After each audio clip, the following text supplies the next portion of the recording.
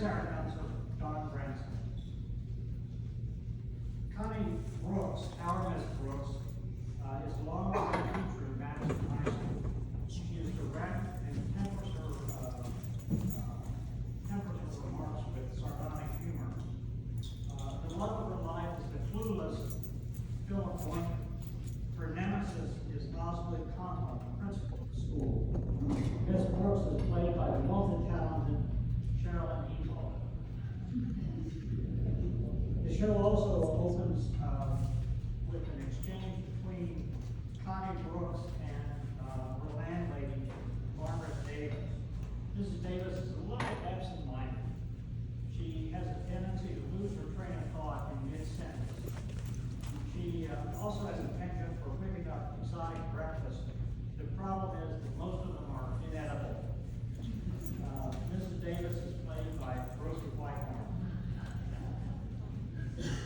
Walter Denton is a high school student, well-intentioned but a bit clumsy. He often stops by to drive Miss Brooks, his favorite teacher, to school in his beat-up jalopy. Aware of his feelings for, her feelings for Mr. Boynton, he tries to help her snare him, despite the latter's cluelessness. Making her his radio debut as Walter is John Rose.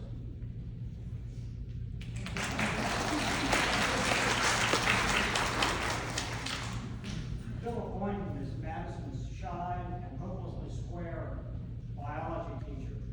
And did I mention that he's clueless? He's played by John Taylor.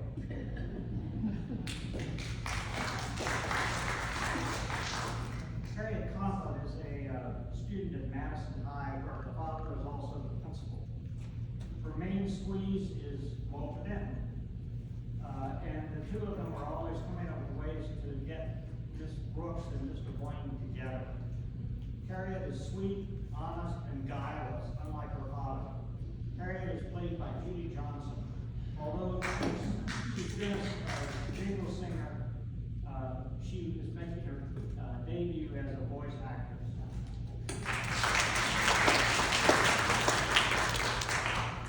If Miss Brooks dislikes Osgood Conklin, Mr. Conklin hates her right back.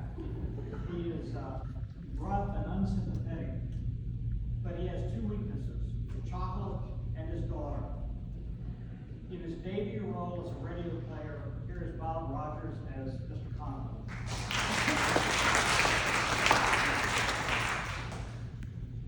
Mrs. Pringle is the music teacher at Madison. In the story this morning, she helps Miss Brooks. Well, I don't want to give away the plot. She plays homage to Jack Benny, by the way, so be sure to listen to that. Mrs. Pringle is played by Louise Foster.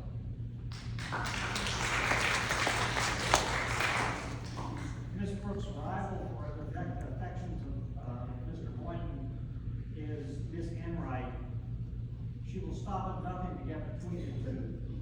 Although Pam Williams has been a jingle singer, she's making her dramatic debut as a radio player.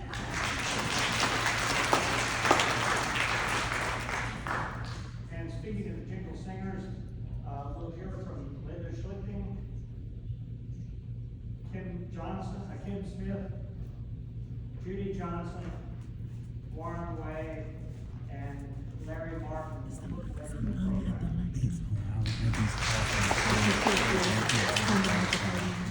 Pete Hutchinson and I will handle the sound effects with a little help from freesfx.com.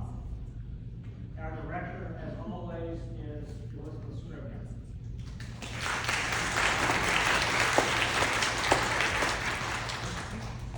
The music for today's presentation comes from the actual recording of the show, and also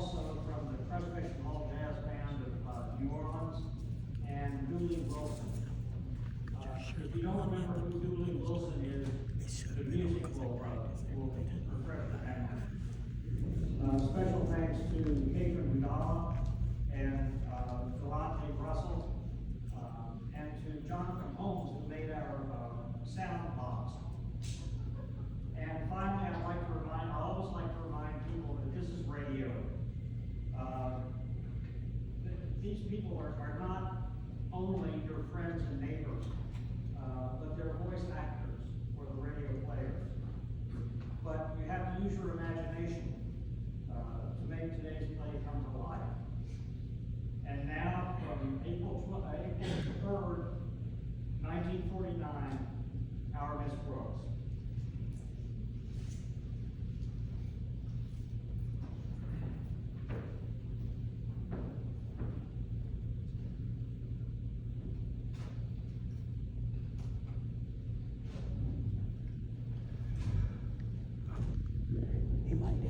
Palmolive soap, your beauty hope, and luster cream shampoo for soft, glamorous, caressable hair bring you our Miss Brooks.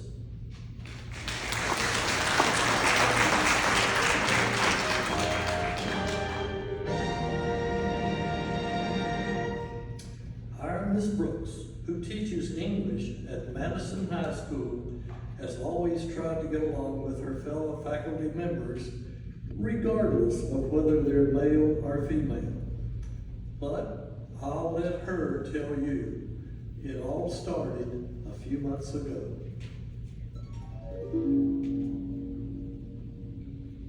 One thing that school teachers of either sex have in common is the fact that he, she, or them was, is, and are underpaid. But there is one definite advantage held by the men. When a male school teacher hasn't enough money to go to the movies, he can stay home and look at the pictures on his Esquire calendar. I've overcome that advantage to some slight extent by making my own calendar. I've used 12 snapshots, one for each month, of Madison's bashful biologist, Philip Boynton. There they are, right on my bedroom wall. January, Mr. Boynton in his up-to-the-minute raccoon coat. February, Mr. Boynton on Valentine's Day with a big red heart-shaped box under his arm, containing flies for his frog McDougal. Then March, Mr. Boynton in his knickers, a striped blazer, and a 3-propeller beanie. Last Friday morning, when I tore off the page for March, there was Mr. Boynton with his arms around me. So I knew it was April Fool's Day. My landlady, Mrs. Davis, knocked on my door a moment later. Come in. Good morning, Connie. Many happy returns of the day to you. Thanks, Mrs. Davis. Happy April Fool's Day to you. What time is it anyway? I'm still sleepy. It's almost 7, Connie. I've been up for hours planning little tricks to play on people. Well, I hope you're not going to be as naughty as you were last year, setting firecrackers off in our yard to make everybody think it was 4th of July. But that was fun, wasn't it? Yes, until one of your pinwheels joined me in the shower. Oh, now let's see. I came up here to tell you something important. Oh dear me. Whenever I talk to my sister Angela, I become almost as absent-minded as she is. We had quite a conversation on the phone this morning. How is Angela? Fine, thank you, but she's so flighty. Why, right in the middle of our telephone conversation, she forgot what she was talking about completely. I'm worried about her.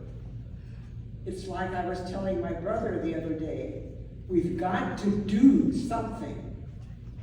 You've got to do something? About what? I was just repeating what you said to your brother. Which brother? I don't know. Your brother Victor, I guess. I guess so. Well, it certainly is. It's a beautiful day, isn't it? Mrs. Davis, you came in here to tell me something. Now try and remember what it was so I can take a shower and get dressed and forget about it. yes. One of your students is waiting for you in the living room. Walter Denton.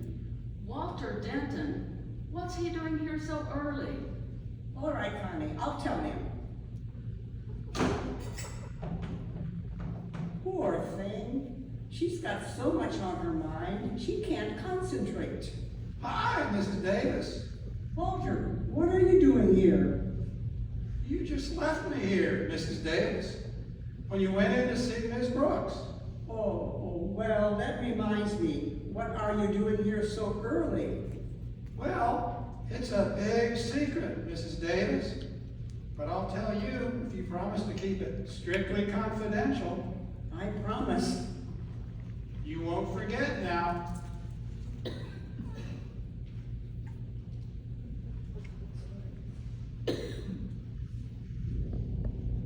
I won't forget what. To keep it confidential. To keep what confidential? Well, I guess it's safe with you. Look at this newspaper column, the one called Dorothy Daly's Daily Advice to the Heartsore. Oh, I read that all the time. You never read a letter like this one, though, I'll bet. Listen.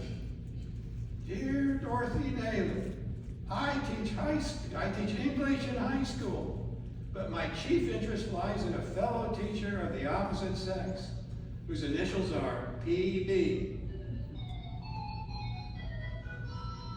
No matter how I try, I can't seem to make any progress with him. I'm attractive without being ravishing, intelligent without being stuffy, cheerful without being a Pollyanna, but mostly I'm without PB. Can you help me? Signed, CB. Well, I certainly sympathize with that young lady, but... Oh, now wait a minute. Connie Brooks. Walter, do you think the CB in this letter could be the CB I think the CB could be? I'm positive it is. Look who she's stuck on. PB. Philip Boynton. Oh, but Walter, PB could stand for anybody. Why, it could stand for Paul Bunyan. Mrs. Davis, you're closer to Miss Brooks than any of us. Does she know anybody named Paul Bunyan? No, not that I know of. And there you are. She's gotta be CB. But Walter, do you honestly think Miss Brooks would write a letter like this to a public newspaper? Well, sure. Mrs. Davis, haven't you heard the famous epigram?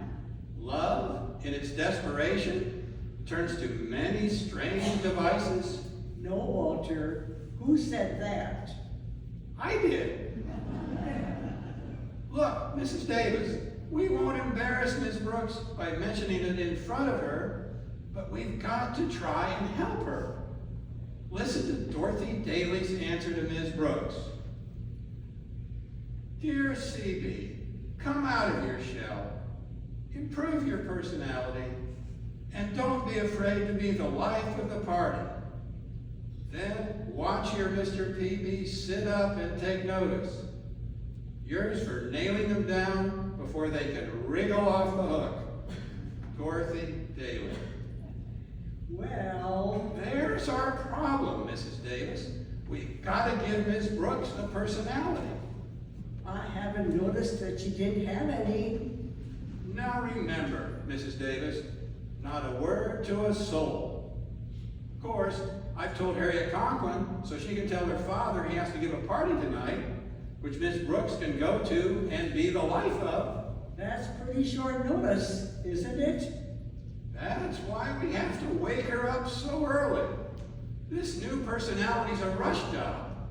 Oh, careful, here she comes. Hiya, CB.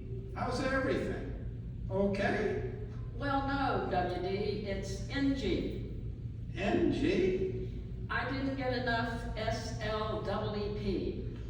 What? Sorry, SLEAP.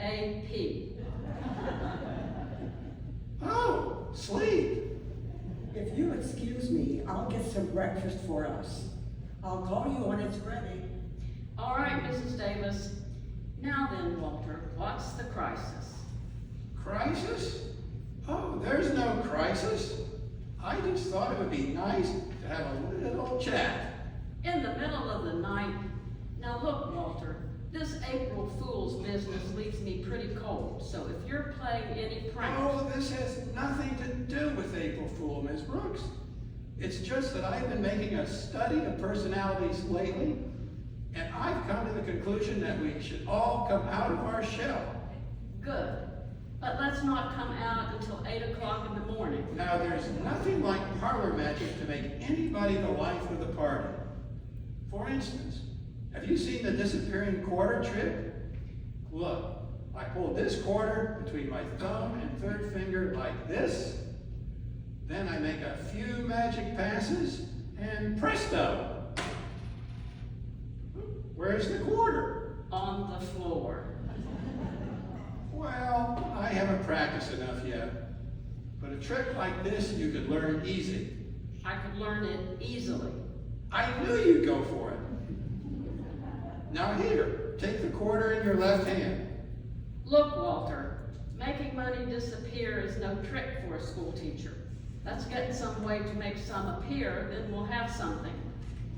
Breakfast is ready. Oh, come on into the dinette, Walter. Just sit right down. You sit here, Walter. Thanks, Mrs. Davis. Drink your juice first, and I'll bring the rest out in a minute. All right, Mrs. Davis. That's funny. This is orange juice. What's funny about that? The last breakfast Mrs. Davis prepared for me began with marinated olive juice. Odd recipes, all right. Oh, say, I just thought of another great party trick. It's called the spoon in the empty glass trick. Here, I've got 2 spoons right here. Now, I place the back of one behind the front of the other, and by means of leverage, plop it right into the empty glass. So.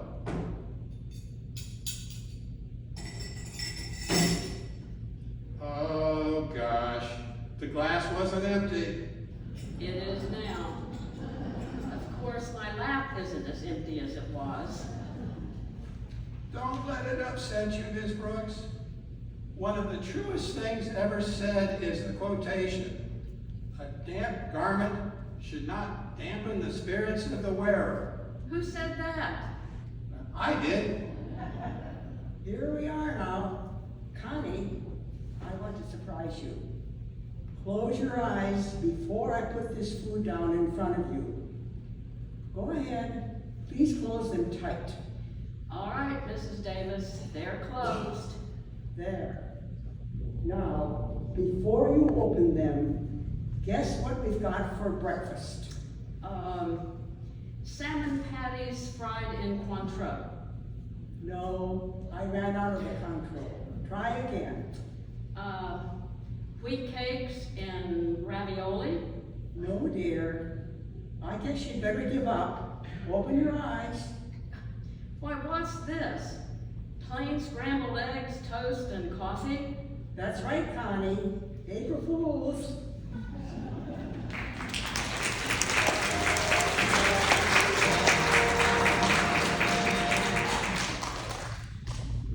Our Miss Brooks will continue in just a moment, but first, a word or two from our sponsor. Want to win $49,000 in cash? Simply finish this sentence. I like Palmolive soap because. In 25 words or less. That's all. Just 25 words or less to finish the sentence. I like Palmolive soap because. Then mail your entry right away along with a Palmolive soap wrapper. Send your entries on plain paper with your name and address and dealer's name and address, plus one palm olive wrapper for each entry.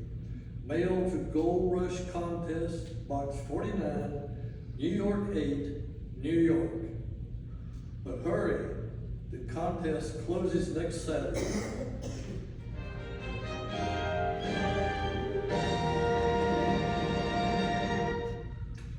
Well, Walter Dickens moving full speed ahead. Let's look in now on another of the conspirators, Harriet Conlon, as she speaks to her father in the principal's office. So all you have to do, Daddy, is invite this party to our party when she comes in this morning. Well, I don't see any reason for it, Harriet. I'm getting sick and tired of this constant round of parties. One mad whirl after another. Daddy, the last party you gave was on Thanksgiving. Oh, this is so vital. I can't go into embarrassing details, but Daddy, we have to bring someone out of herself. Oh, you've just got to invite her to your party. Miss Brooks? But she has a party every day, all day long. It only seems that way because of her pleasant exterior. Believe me, these days, there are days when her heart is sorely beset beneath the gay surface and lies in her bosom like a dead thing. That must be Miss Brooks now. Well, I won't go through with it, Harriet. I absolutely refuse to have any. Then, Daddy, listen. Didn't you promise Mother you'd go on a diet? Yes, but what has that got to do with this? If you don't invite Miss Brooks to our party tonight, I'll take that bar of fudge out from under your desk blotter and show it to Mother. Come in, my dear. I was told you wanted to see me, Mr. Conklin. Oh, hello, Harriet. Hi, Miss Brooks. Daddy has something to tell you. Yes.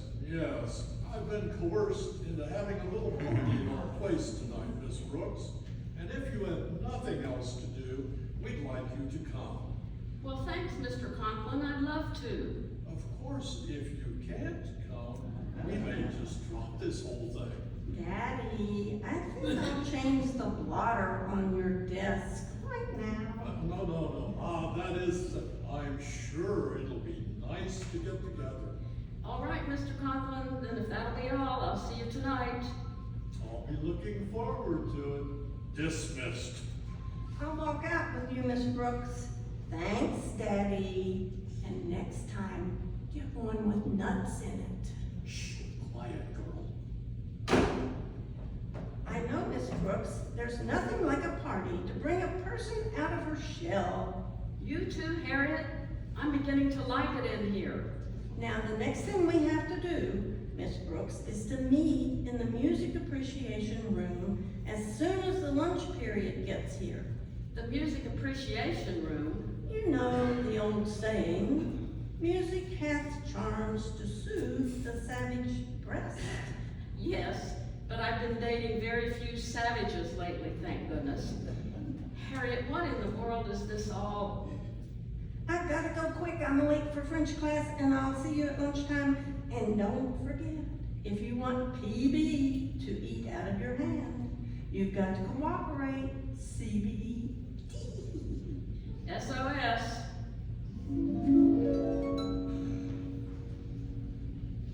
Hiya, Miss Brooks. Mind if I walk down the hall with you? Not at all, Walter. I'm just going to the music appreciation room to meet Harriet. Don't ask me why. I know why, Miss Brooks.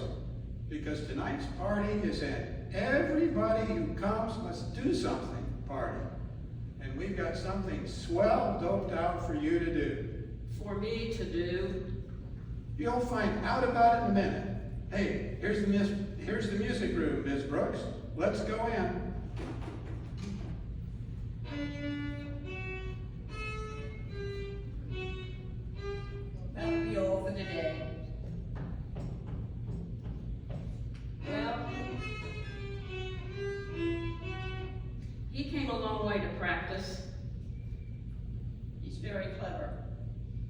fine musician if he concentrates on his violin and stops telling jokes. Hello, Miss Brooks. Well, we're all set. We are? Did you bring it, Mrs. Pringle?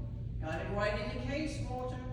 Good. You know, Miss Brooks, tonight's and everyone who comes must do something party. Yes, I know. And I think I know what I'm going to do too. What? Stay home. Oh, don't be ridiculous, Miss Brooks. You know how well Miss Enright plays the piano, don't you? What does Miss Enright's playing the piano got to do with me? Well, plenty. She's coming to the party tonight, and you know how she likes to show off for Mr. Boynton.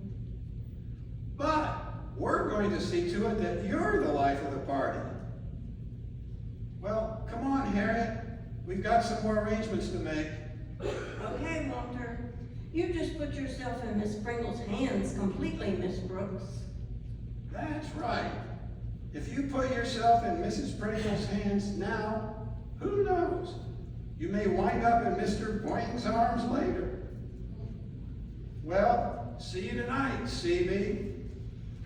Well, I don't know what this is all about, Mrs. Pringle. Take it easy, Miss Brooks. All the children want to do is learn a very simple little specialty number for the party tonight. Now tell me, do you have any musical education at all? Well, when I was a little girl, I played in our Girl Scout band, Oh, really? What instrument? the tuba. I didn't keep at it though. It did something to my lips. You must have started too young. It's a difficult instrument to master. Yes, for months after I gave it up, I couldn't drink a malted without swallowing the straw. Well, what I've got in mind for you won't offer any difficulties, I'm sure. Now this is a ukulele. It's the only instrument upon which a novice can pick out a simple tune in no time at all. Just place one finger here on the fret, so. Now this one here, now that's right. Now play a chord, go ahead and try it. Well, all right, I'll try. Washington, that valley forged a bitter cold, and up spoke George. Do-do-do-do, do-do-do-do. Take my lips and do your duty. Everybody calls me cutie. That's wonderful, please continue. All right, Mrs. Pringle. Paul Revere on his midnight ride rode through town and loudly cried, "Fo-do-de-o, do-do-do-de-o." Shake my hand and call me Max. I've got to charge a count at sax. His ukulele, gaily, how he strums it, bums it, dancing, dancing. Then he hollers, "Black bottom, crazy words, crazy tune. You'll be driving me crazy soon with that do-do-de-o, do-do-do-de-o." Miss Brooks, So, what is the meaning of this, Mrs. Pringle? And what are you doing in Mrs. Pringle's music room during lunch period, Miss Brooks? I just dropped in for a melody burr. I wanted to see if I remembered something Leave that this room at once. As for you, Mrs. Pringle, aren't you supposed to be at lunch during this period? Yes, I was just going, sir. And put down that ridiculous-looking instrument and get out. Yes, sir. Come on, Miss Brooks. naturally. Disgraceful. Disgraceful. Carrying on in the middle of a school day with a ukulele.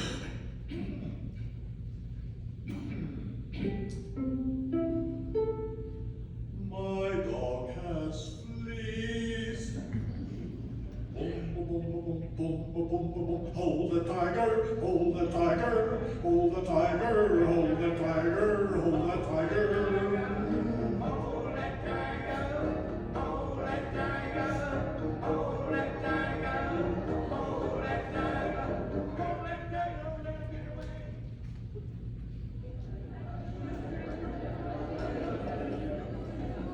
Well, what do you think of the party so far, Mr. Boynton?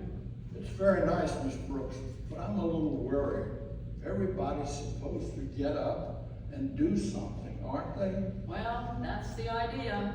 Gosh, there isn't anything I could possibly do to entertain anybody. Oh, I don't know. Of course, I did make a speech some months ago to my biology club, but they're all men. I couldn't repeat that in front of a mixed company. Oh, why not, Mr. Boynton? What was the subject of the speech? Well, I'd rather not mention it, Miss Brooks. It's a little racy. Well, I'll just listen with one ear. What was it? Well, it was called The Primitive Urge of the Sturgeon to Swim Upstream. That's funny. I always thought the sturgeon didn't need any urgent. Look, Mr. Boynton, I'm as nervous as you are about getting up and doing anything, but maybe we could do something together. Like what, Miss Brooks? Well, I just happen to have with me tonight this ukulele. Oh, a uke. I haven't seen one of those things since my college days. It's really very simple to pick up. It all came back to me in a flash. Sing it, Mr. Boynton. All right. I'll see you in my dreams, hold you in don't be bashful, hold that pucker. You're the best since Sophie Tucker. Where in the world did that come from? I don't know, but this is a brand new Boynton. Where did you go to college? On the Keith circuit? Oh, there you are, Mr. Boynton. I've been looking all over for you. Oh, hello, Mrs. Wright. And dear Miss Brooks, may I join you? You have. There seems to be room on this coach for 3. Don't you think so? Only if I sit in the middle. There we are.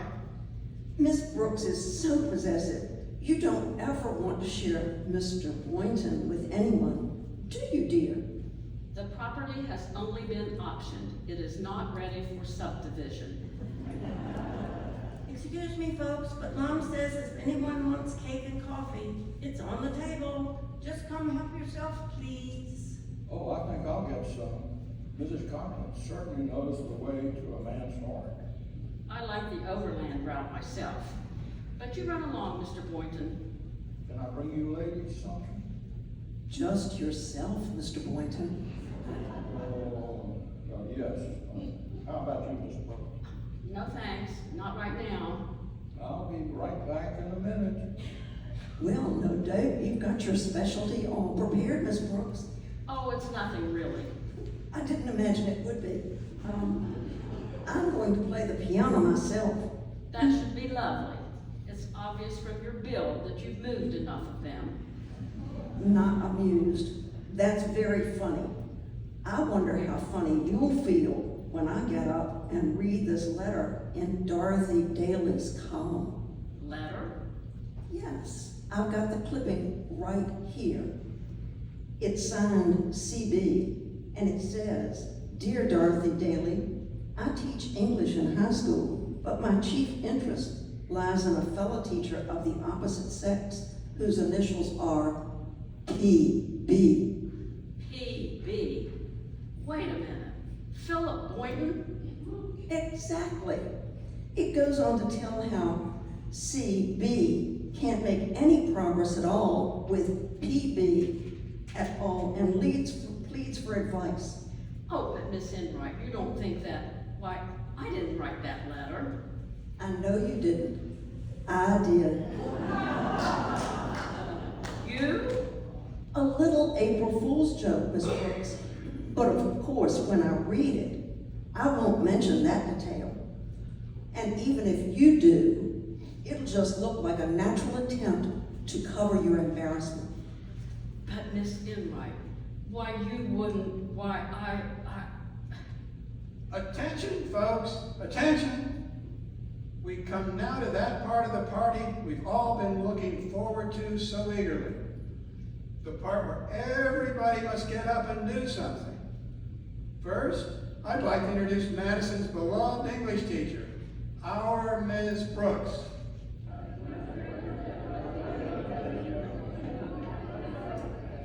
Enjoy your brief moment, my dear. I'm going to follow you on with this juicy little tidbit. What do you mean, brief moment? I'm loaded with entertainment. Come on, Miss Brooks.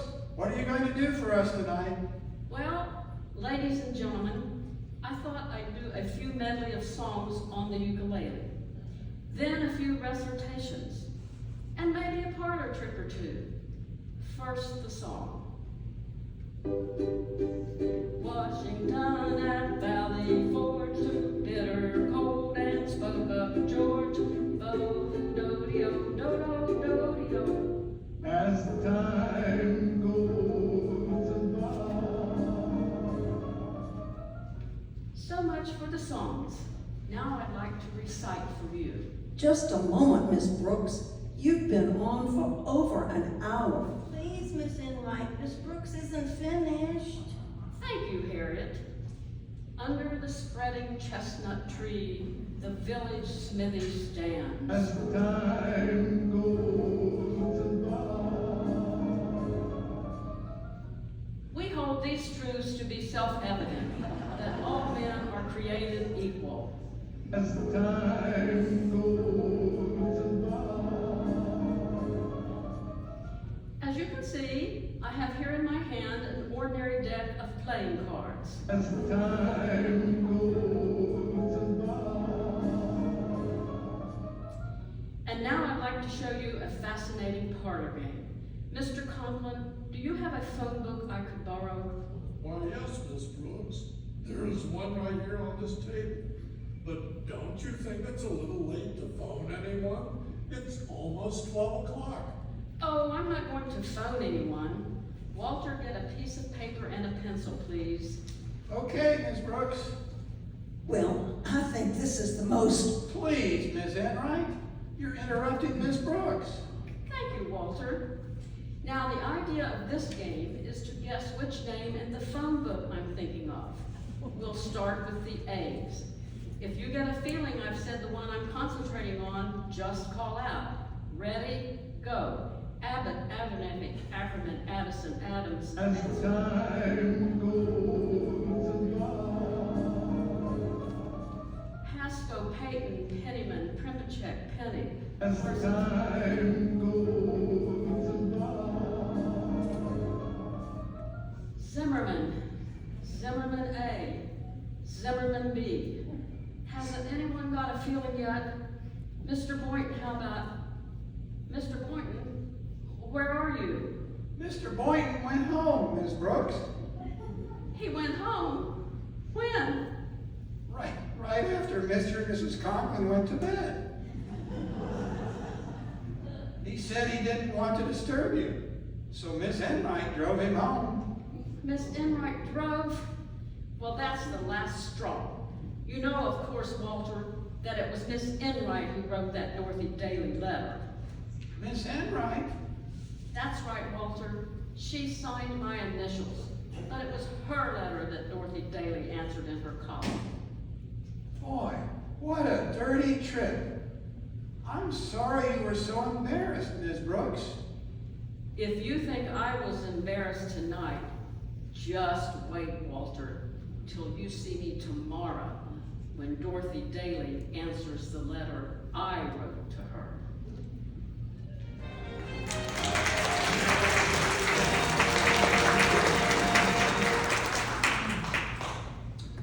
Our Miss Brooks returns in just a moment, but first.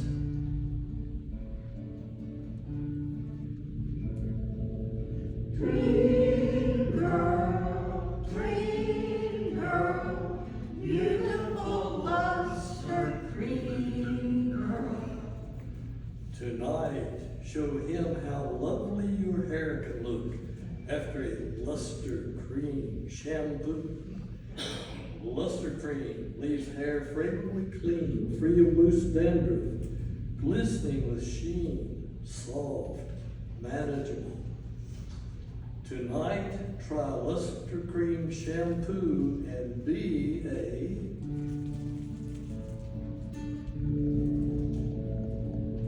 Dream girl, beautiful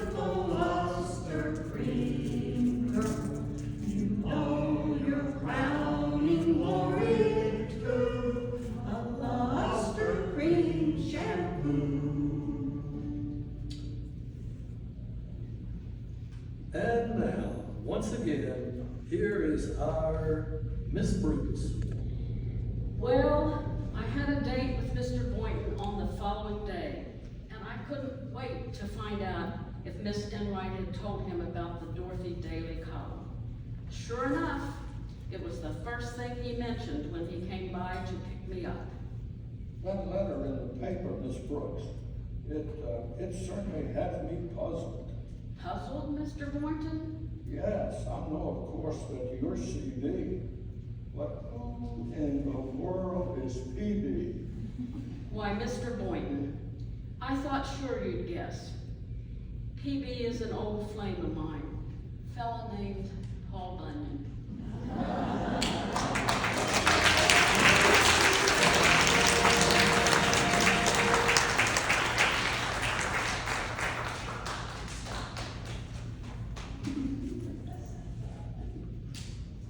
Congratulations to the cast and the singers and the crew of our Miss Brooks. Can we give them another round of applause?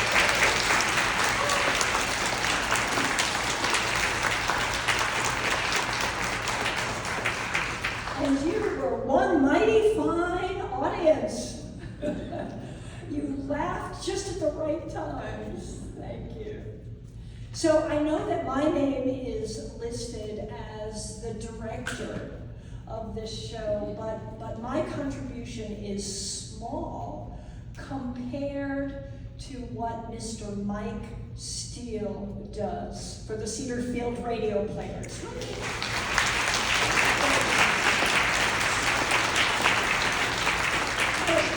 This is what Mike does. He chooses all the scripts, he edits them, he casts every show, he creates all of those wonderful sound effects, and I know that we all believe that he is the visionary and he is the heartbeat of the Cedar Field Radio Players. So thank you so much.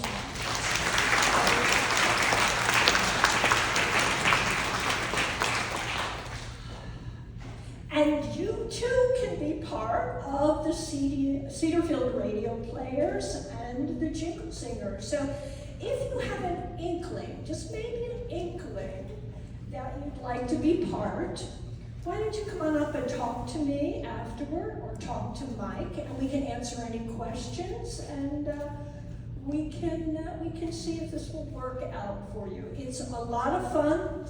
It is pretty stress-free, no memorization required, and creates a wonderful, wonderful community. So, in closing, I'm going to ask the Cedar Field Radio Players and the Jingle Singers to stand one more time.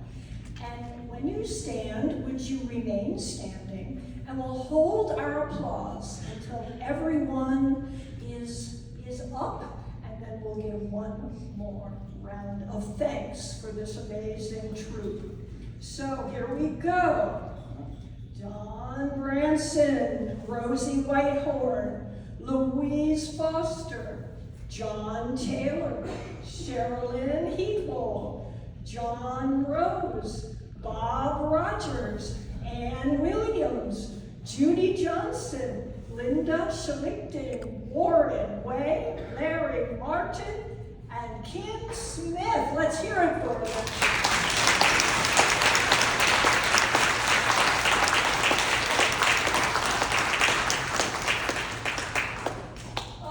So thank you everyone for being such a great audience. Come on up, talk to the players and the singers. You might even get an autograph or two. And we look forward to seeing you at our holiday show. It's going to be a Christmas special on the 3rd Wednesday in December. Thank you so much. Until next time.